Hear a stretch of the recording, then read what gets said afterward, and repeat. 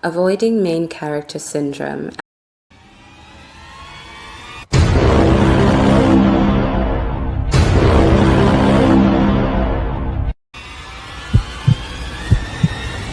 And what to do when someone asks you to delete footage filmed in public. Can you delete the video, please? Why would I do that? I was in frame. What's wrong with that? I don't want to be in your video. Okay. Hi, and welcome to the channel, or welcome back if you're not new here.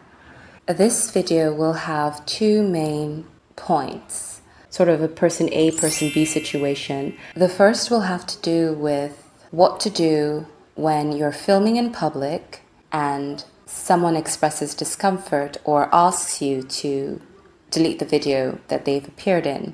And with that, we'll talk about the filmer's established right to make those recordings in public, but the need to also consider and accommodate the other person who doesn't have a right to stop them, but can make a request for consideration.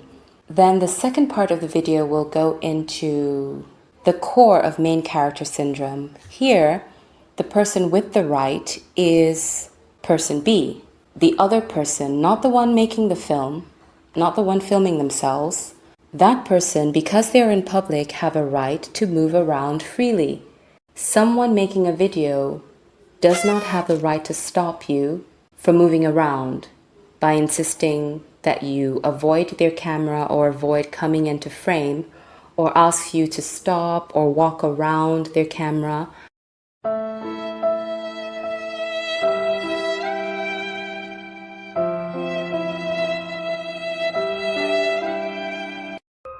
They ask you how you are, you just have to say fine. That person doesn't have the right to do so, but they are making a request, which you can consider and decide whether or not to do so. So in both these instances, we'll talk about sort of a person A, person B situation, but the person with the power of the right changes. So in the first instance, it's the person making the film. In the second instance, it's the other person's just a passerby, but they have a right to move around as it's a public space. So both parties are benefiting from a right they have in public. But we know that though the law tells us what our rights are, sometimes it doesn't get to the nitty-gritty of what could happen in human interaction, where someone might ask you to adjust your rights to accommodate their needs. They don't have a right to what they're asking, but some of their considerations are valid enough for you to factor into your decision making. So that's what we'll be talking about. The idea for this discussion was sparked by a certain situation termed the Unizik incident. Unizik is short for Nnamdi Azikiwe University, Awka, Anambra State, Nigeria. It was an incident that involved a lecturer and a student. It was an absolute spectacle that rocked the internet in Nigeria a few weeks ago. And it ended sadly with the student losing her place in the university as she was rusticated and her admission revoked. It was a whole thing. There were scratches and bites involved, but that's not the focus of this video. This video seeks to zoom in at the point where the situation escalated, which from my perception is after the lecturer asked her to delete the video she was making for a social media platform, TikTok, I believe. For context, apparently the student, female, had been making a TikTok video but was obstructing a portion of the pathway. So the lecturer, male, needed to pass, so he tapped her on the shoulder so she could probably move aside and make way for him. Well, it became apparent that she didn't appreciate the tap and exchanged a quick, snide remark of complaint with a friend of hers who seemed to be out of frame. The lecturer, still within earshot, possibly heard it and also maybe at that moment noticed she was making a video and asked her to delete it, as he probably didn't want to appear in the video, possibly also not wanting to appear along with her rebuff. She apparently refused and things happened. It is at this place where we will turn back to the point of this video. When I saw the incident, that little moment of their interaction struck me as very pivotal, and I felt it warranted a video. And a video from a different perspective. There's a lot of coverage of what happened, there's a lot of speculation, but I wanted to hopefully find a point where there could be a lesson learned, or we could talk about something that could be quite helpful and could be an opportunity for awareness and to educate ourselves on how to handle similar situations so that there is no escalation, well, as much as can be avoided.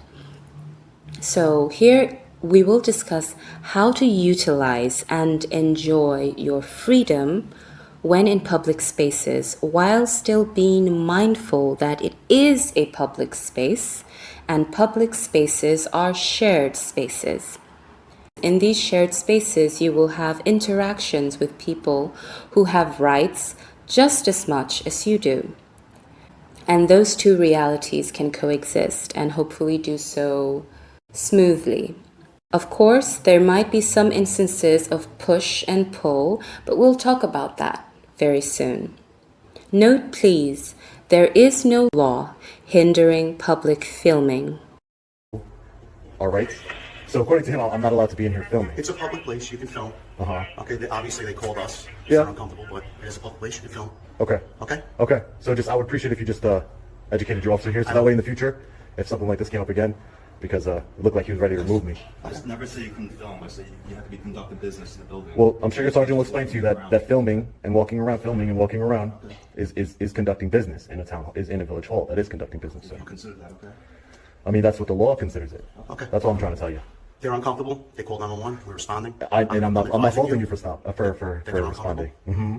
Do what you But there might be a bit of a moral law requiring consideration for others while you do so, especially those who might indicate discomfort with your filming or about appearing at any portion of time in your video. Can you please not film our property? Can I please not film your property? Yes, because we have guests inside there, Okay. and they don't like the cameras being on them. But you may wonder, why do we have these moral considerations at all? If the law doesn't require it, the law doesn't require me to consider whether this person is comfortable or not. The law allows me to make my video in public.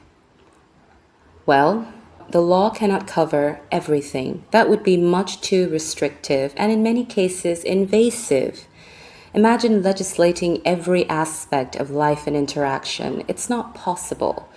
So a lot of times there are these, you can call them lacunas or gaps, holes, if you will, that aren't necessarily spoken about, but issues might arise therefrom.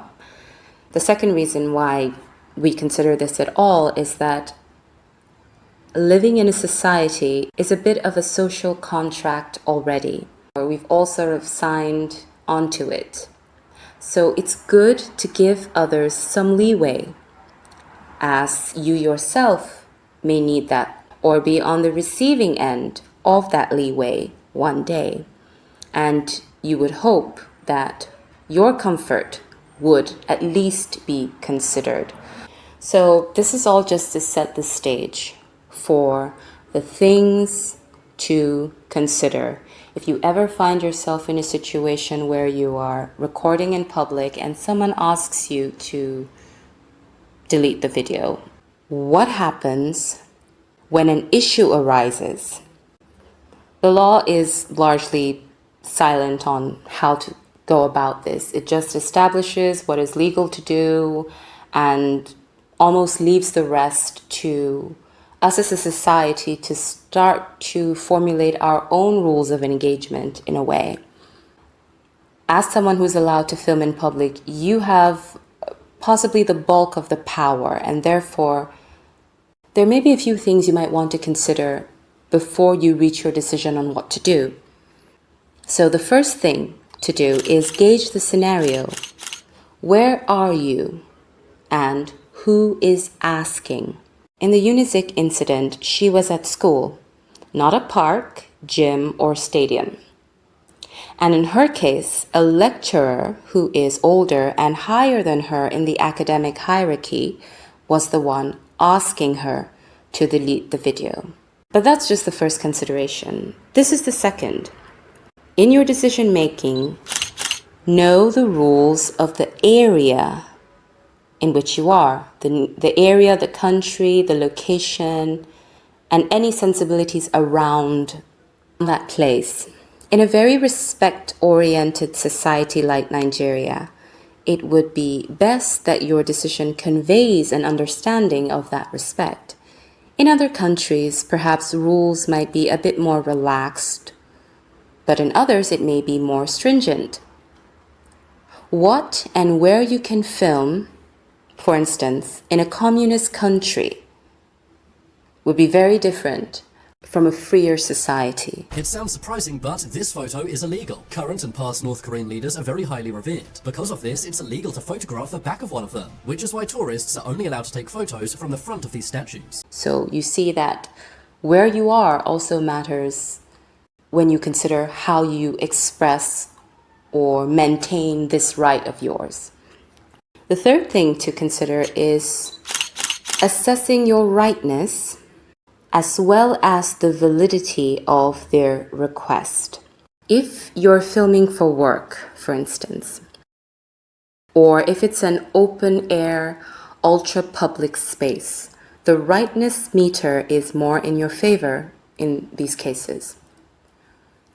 But let's say you're filming near a more private establishment or an elite restaurant, or at a wedding where the couple has specifically forbidden people to make videos during their ceremony.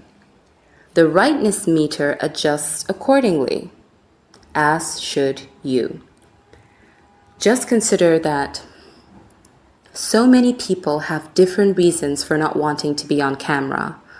Apart from just maybe being camera shy, they may be self-conscious about how they look that day, or they may want their private ceremony to be kept away from the public for a time until they're ready to post about it themselves. It's their special day.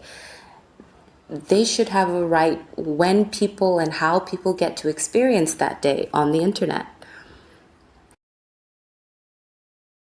There's also the consideration that we know that with AI and deep fakes and face swapping technology, people manipulate videos all the time. If yes, then make sure to hit that subscribe button. Typically, people have some rights over their images and voices. That's why actors get paid, that's why models get paid. But that's just one small example. Typically, people have rights over how they are portrayed. But again, since it's public, there is no expectation of privacy in a public setting. And therefore, that right to protect or curate their image shrinks drastically. Or in other cases, people create fake storylines based on what's happening around them for clicks and clout all the time. So people are just generally cautious and careful. That's why they may not want to appear in your video. So yes, some people are just ultra private. Why are you running? But others have incidents or experiences with things like stalking and having experiences of being followed by private investigators or trackers. All of these things could make them pretty sensitive. So don't unwittingly trigger someone's sensitivities. Acknowledge that they have their reasons, and if you can accommodate them, why not? There are also instances for countries where policemen go undercover often, or people are asylum seekers, especially political ones.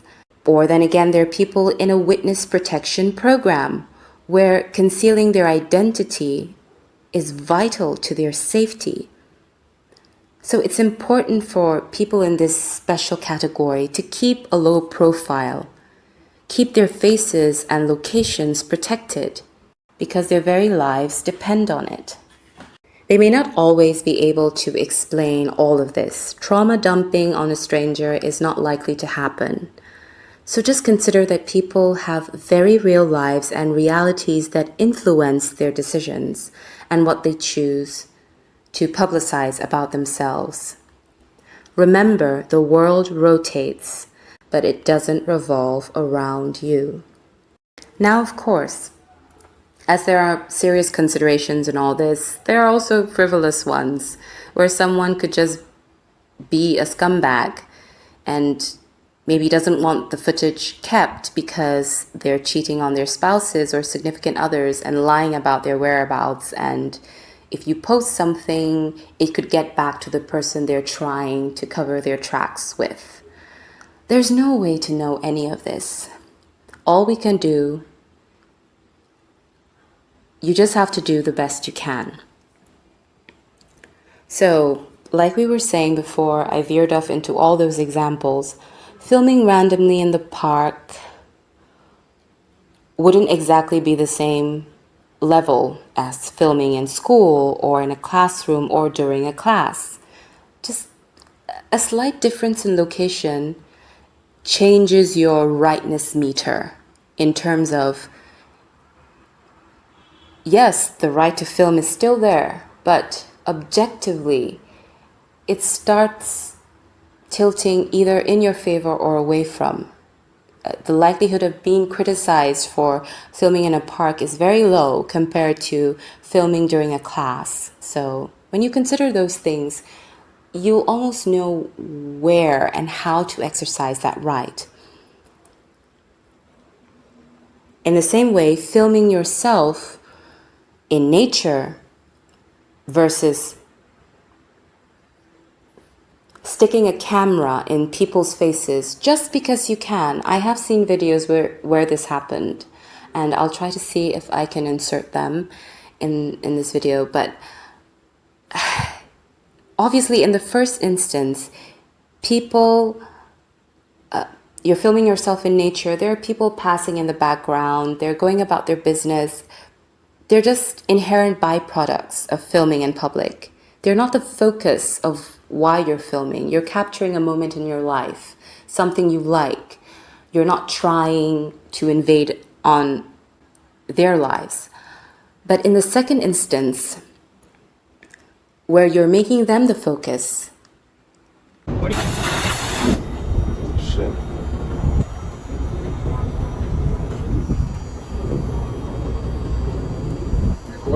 Yup. For what? For what? This is what I do. I record you doing your job. It looks nice. Good shit. What are you coming down for?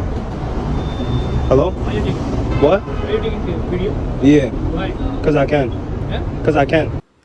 Just because you can doesn't mean you should. There's a very popular quote and statement that says that. It's invasive, it's creepy, and honestly, you wouldn't like it if the camera was flipped the other way and the same was done to you. This woman who went viral last year for refusing to give up her seat for a crying baby is now suing both the airline and the passenger that filmed her. Now, this whole incident happened after the mother on the plane didn't want to pay the extra cost to make sure that her and her child were sitting next to each other. So when the flight took off and the baby started crying, she asked the woman next to her, hey, could you give up your window seat for my child? The woman said, no, I paid for this window seat because I wanted it, so I'm not comfortable giving it up. Immediately, the mother and the passengers around her all started getting upset at her and filming her, trying to shame her into giving up her seat. She still refused to give it up, and after that video was posted online, she got a ton of hate for it. Well, just today, she announced that not only she's suing the airline for allowing this to happen, but she's also suing the person who recorded and posted that video because not long after he started recording, she said, hey, I don't want to be filmed, and he recorded and posted it anyways. Now, this shouldn't be a hot take, but I think it is. So that's the third consideration. Here is the fourth. Determine the vitality or importance of the video and possibilities for reshoots. There is such a thing as a reshoot, a second take, if you will. So ask, is this video for fun and leisure purposes? Or is it for work? Can you reshoot if you delete it to accommodate this person's request? Sure, you can't do it all the time and at every request, but it's also silly to say or to think that you should never do it. Sometimes it's fitting to, because you can just start again. Maybe you were at the beginning of the video and it's just been a second or two. You can restart the video and reposition the camera, change the angle. The next thing you can ask is, are you on a deadline? Is this video ultimately valuable? That's what we're talking about when we say the vitality or importance of the video. Is this just some fun gym video featuring you performing moves that you can recreate over and over again on another day? Or is it a video for a dance challenge that will soon go out of style anyway? Or maybe in more serious cases, is it a video where the sun is setting, so if you miss this particular shot, you can't get it back until you have to come back to the same location another day? Or is it a video where there's a certain celebrity passing in the background, like a shooting star moment, and there's no way to get them back in frame if you delete this copy of the video? Or is it an instance where you just captured on camera your child's first steps or heard them utter their very first words? You can't get that moment back if you delete that video. Or could it be that you just managed to record a pivotal incident or capture a major accident or an altercation that could be used as evidence later? So you can't really delete that kind of video because of how vital it is to keep it. So basically, if the footage is necessary and a reshoot is absolutely impossible or terribly detrimental, you can go ahead and explain to that person making the request. You can clarify to them why you can never get this moment back, and this is why you can't concede to their request, even though you honestly want to. And more often than not, people will be very understanding, especially when they see that they don't even have too much of a right to stop you in the first place. And they come to the clear conclusion that what they're really asking for is really just a request, which you can deny. It's not a right, it's a request.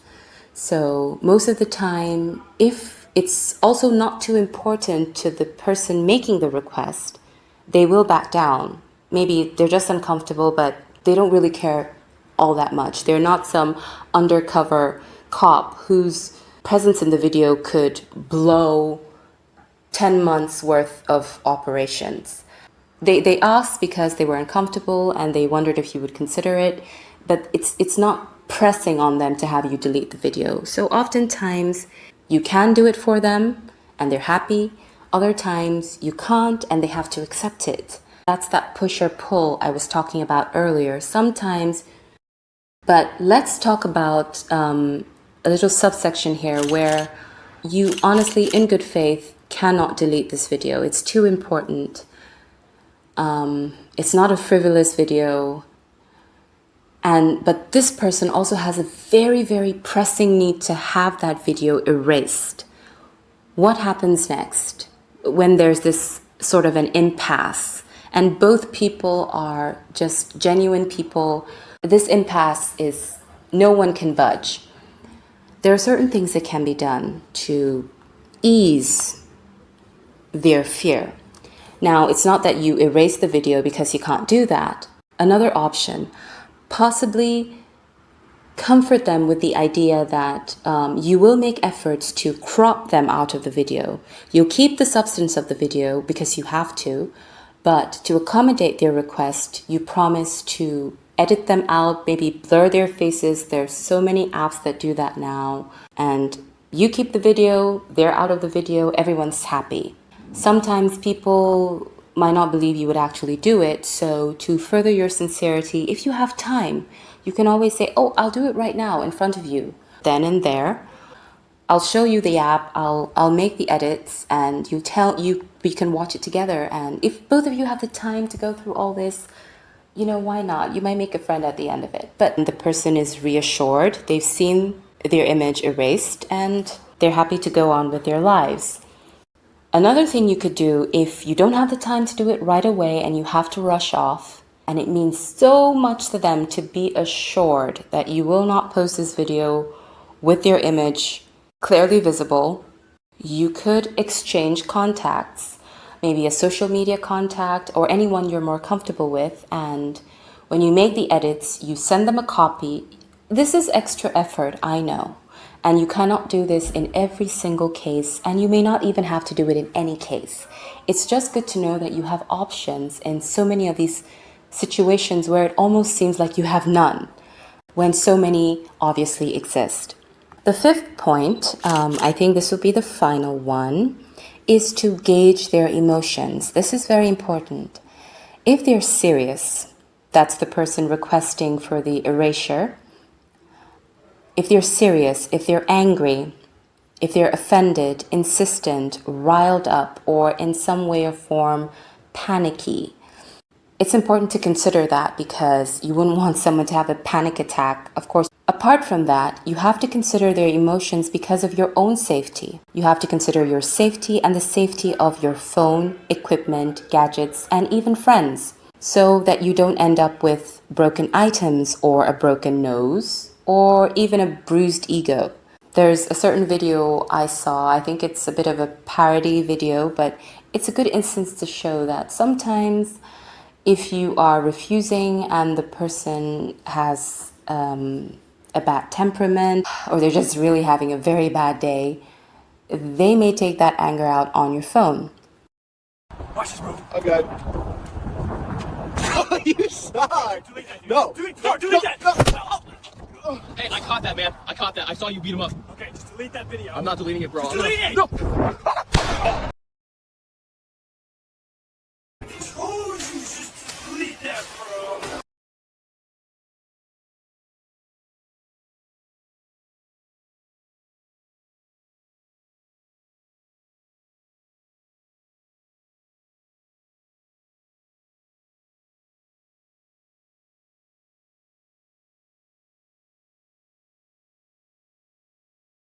Oh shoot!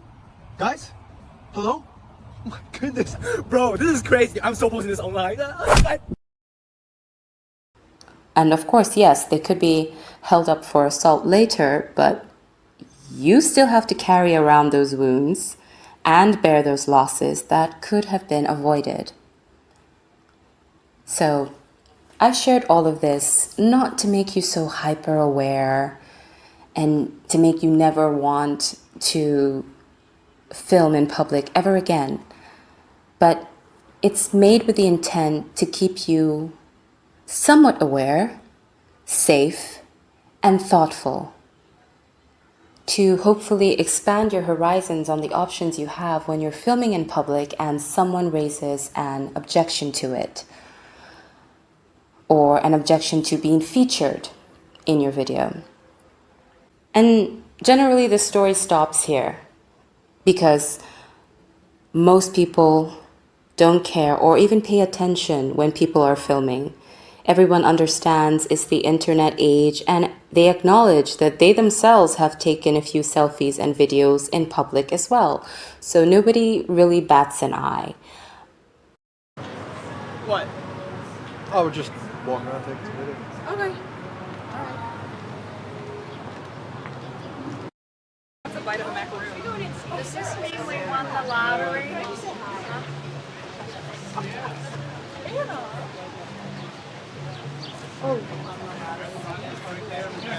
You know the best answer for that, man? Huh. If you're alive, you won the lottery. Okay. Enjoy the day.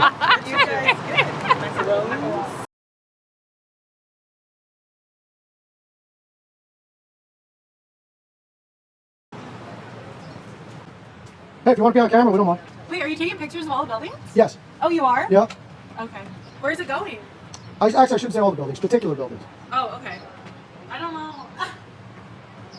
Well, I don't know what I'm talking about. Okay. There you go. Right on. You get a little, Okay. little jig going on, right? We can all have fun, right? Yeah. Yeah. Good. Sorry. No, you're good. Come in the shop. There you go. So what's the... Yes, sir. Yes, sir. Yep. Thank you. Yep. Cool. I got to tell you, your parents did something right. Did they? Oh, people get angry at us when they see cameras, and somebody that just smiles. You're a breath of fresh air. Oh, I love that. Well, you know what? I try to be. Cool. Yeah, you too, man. You got the great attitude. Just keep smiling, brother. Hey, work at 5 Wits, Erie, PA. Right on. There you go, man. Hey. All right, well, you enjoy your day. Oh, you too. Thank nice you. chatting with Take you. care. Nothing I can do to stop you. No, I appreciate you, sir. Thank you. There you go. There you go. Looking lovely today, by the way. So in all of this, remember, there are two things here, you and them. What you are allowed and what their allowances are. Since it's public, you have a right to film. And you don't even require anyone's consent to do so. What are you doing? Taking pictures and video. Okay, fine. I hope you get sued. Sued for what? For badgering. Permission. They're on a public side. It's not against the law to be rude to ladies. No, Do they have a contract here? They don't need one. It's public play. Have you looked at the laws? Have you looked at the laws? Have you looked at the laws? But sometimes, if you feel that your filming could be invasive, you can ask for consent. If you want to, it's well within your range of choices.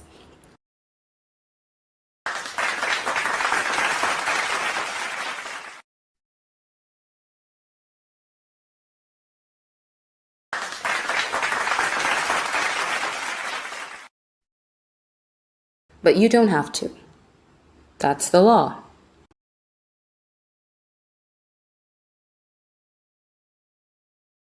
When I talk about the main character syndrome, a very good example that portrays it is when you see, but this is not the only incident, by the way, but it shows up like in these gym videos where someone will be working out, performing one of their gym girl stunt, and someone walks by the video, in front of the video, and sometimes the reaction is really, really angry. Here are some clips to consider. Highlighted instances of this syndrome at play.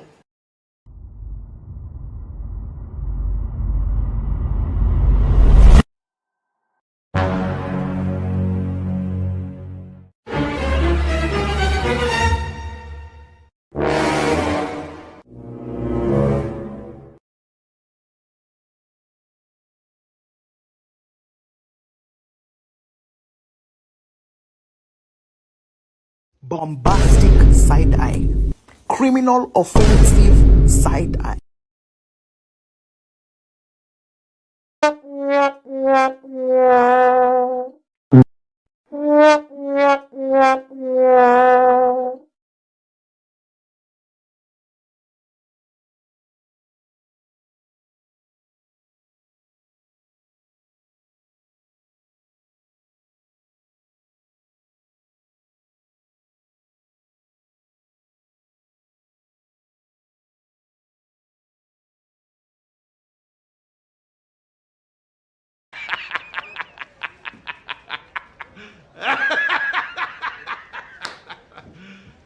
You serious? And I talk about the main character syndrome from the angle of you absolutely have a right to film and that person can't stop you. But you don't have the right to stop them walking freely around in a public space as well.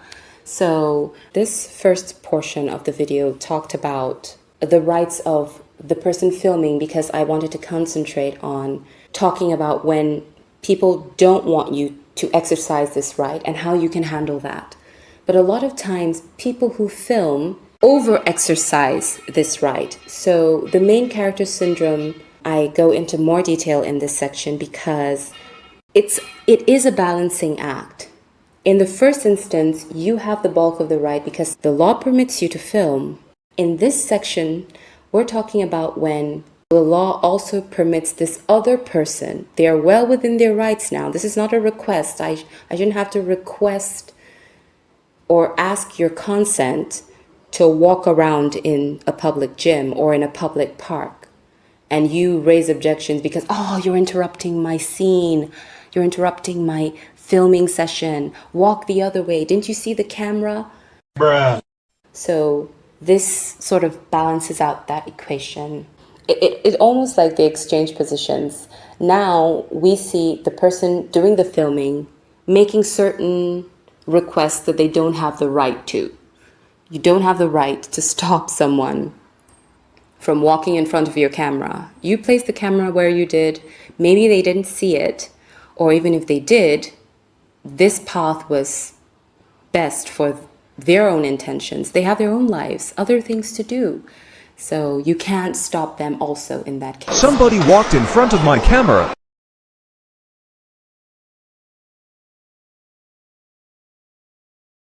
Nothing.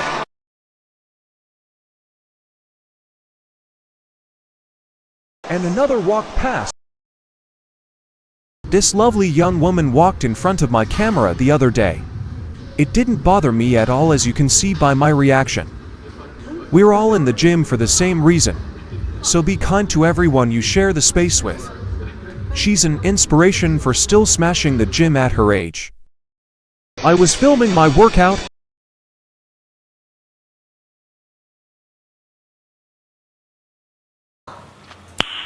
Nice. Nice.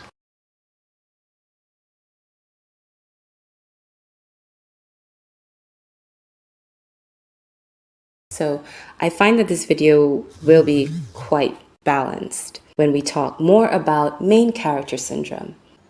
If you're asking, is it such a silly idea that a person can be a main character in their own lives?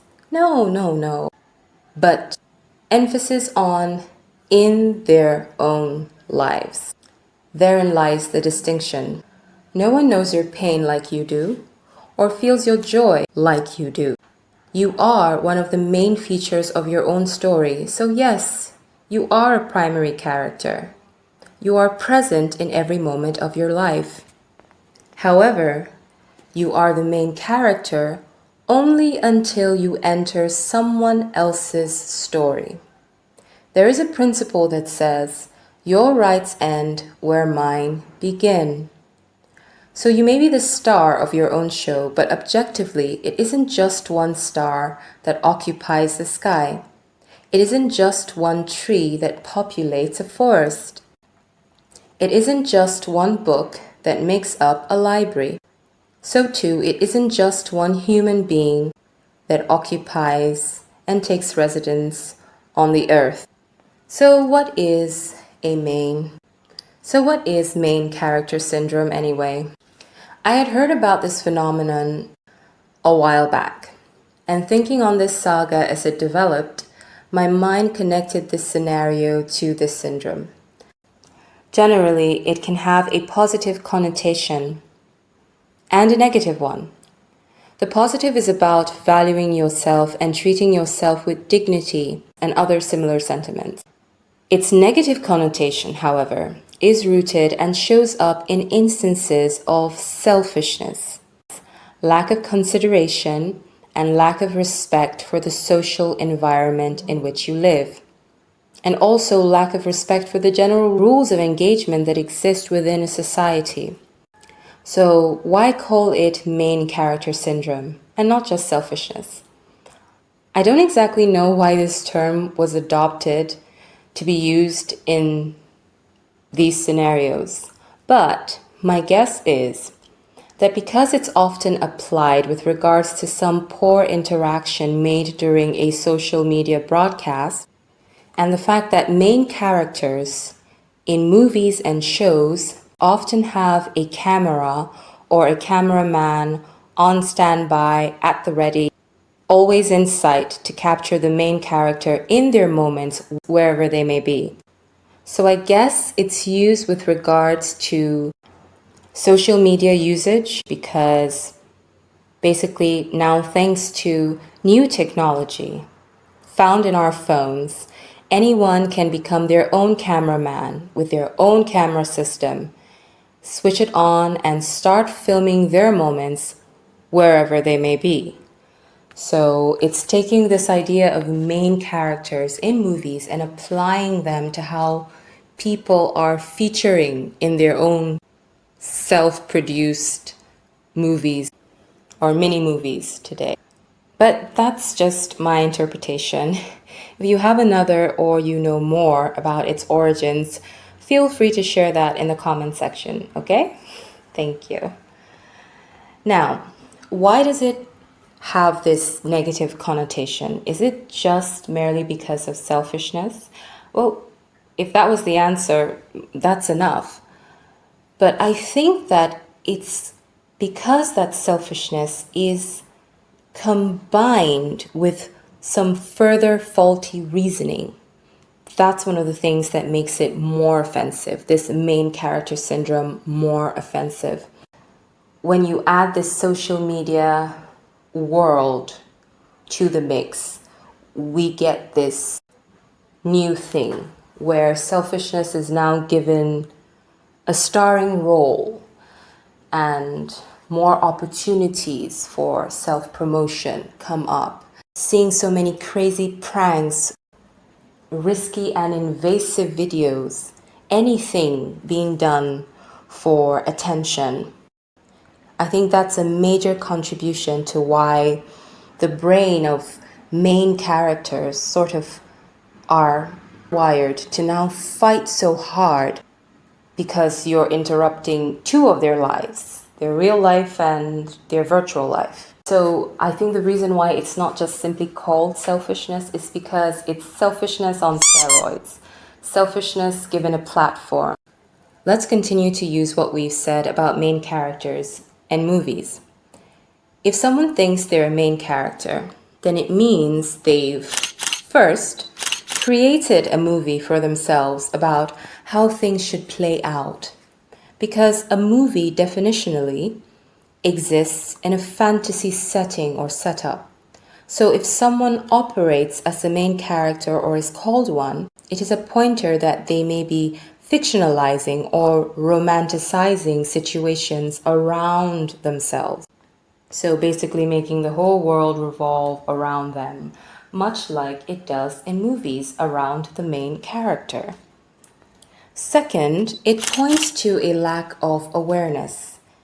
Still on this topic of movies now, most movies do not have the character break the fourth wall, meaning that the main character doesn't know they're in a make-believe world. Main characters don't recognize that the world that is set up is fake and forged to focus mainly on them, oftentimes to the detriment of others, but generally they behave as if the rules of that world are all that exists. So therefore, anyone who behaves as a main character, takes on this persona, is putting themselves in a position of accepting a bit of self-deception. Because in movies, name any character in a movie or series, from Superman to Hulk to Cinderella to Professor Clump to Papa Ajasco. None of them are aware they're in a movie. They never break the fourth wall of realization. To them, their world is real. But objectively, to all of us, it's not. It's a curated setting. Much like individuals who behave like main characters, they see themselves as the center of attention in every situation, believing their experiences are more significant than others, and should take center stage and should come foremost. Because that's what happens in movies. The main character is prioritized Whatever they're doing is the center of that world. The world revolves around them. If something is happening, even in another scene, it somehow connects to their story. And basically, to a main character, their account of events is all there is. And another person's rights or right of way to not feature in your video is completely set aside. So just like with what happened with the lady in this story, she's standing in the way of someone who is going about his legitimate business. She's making a video. He's asking her to delete it. But what do we end up with? What do we see? His account of things, his perspective of her intrusion is completely edited out of her storyline. Which takes us to the third point, something I'll call the protagonist self-casting, or casting themselves as the protagonist of their own story. We're all the hero of our own story, generally. But unfortunately, it has a troublesome flip side.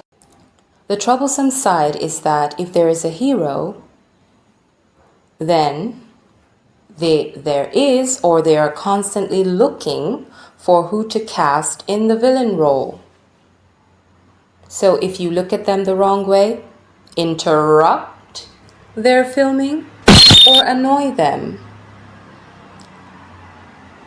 regardless of who's right or wrong, you have given them a storyline and an opportunity to prop themselves up and seek the audience's validation and support. I mean, after all, the audience always sides the hero, don't they?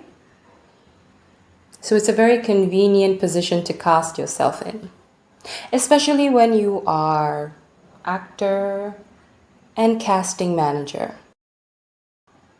Fourth, it's all about the broadcast, winning the audience and maintaining this character they have written for themselves. So basically, Main Character Syndrome, as best as I've tried to understand it, define it, use illustrations to further aid the definition, I think it's just basically about selfishness, self-glorification, self-marketing, solipsism. So solipsism is basically the quality of being very self-centered or selfish. Philosophically, it is the view or theory that self is all that can be known to exist. Basically saying, only my mind exists, only my viewpoints exist, only my needs exist. That's the best explanation I could give. I hope it made sense and probably gave you an understanding of why I link these two scenarios together. So basically, as we round off this video, remember, if your views of self are so lofty, know that it isn't just one actor that makes a film. Even main characters need at least directors, a supporting cast, and crew members. So remember, we share this planet. Let's try to be accommodating, respectful, and aware as much as possible. It's not always easy to be. That's why we are learning. And that's why when opportunities like this come up, we have a chance to reinforce that learning. Besides, if everyone decided to main character up every time they felt like it, nothing would ever get done. So remember, like we said before, your rights end where another person's begin. You have rights. Just try to be considerate with how and when and where you exercise it. That's the core of this video. So thank you for watching and listening. I hope that the conversation was enlightening. I hope things were clear. I hope it had a decent enough flow to it, and I hope there was a positive impact from the video. I hope it was informative and helpful. Tell me that it was by leaving a like and writing a comment down below. It really helps with the algorithm, so I've heard. And also, please, if you could, consider subscribing. And if you do, turn on the notification bell so that YouTube notifies you when next I upload another video. I'm working on so many videos at the moment. It's mostly the editing that's taking quite a bit of time. So please bear with me and do stay tuned. Whenever you're watching and wherever you're watching from, have a great day or really good night. Bye. See you in the next video.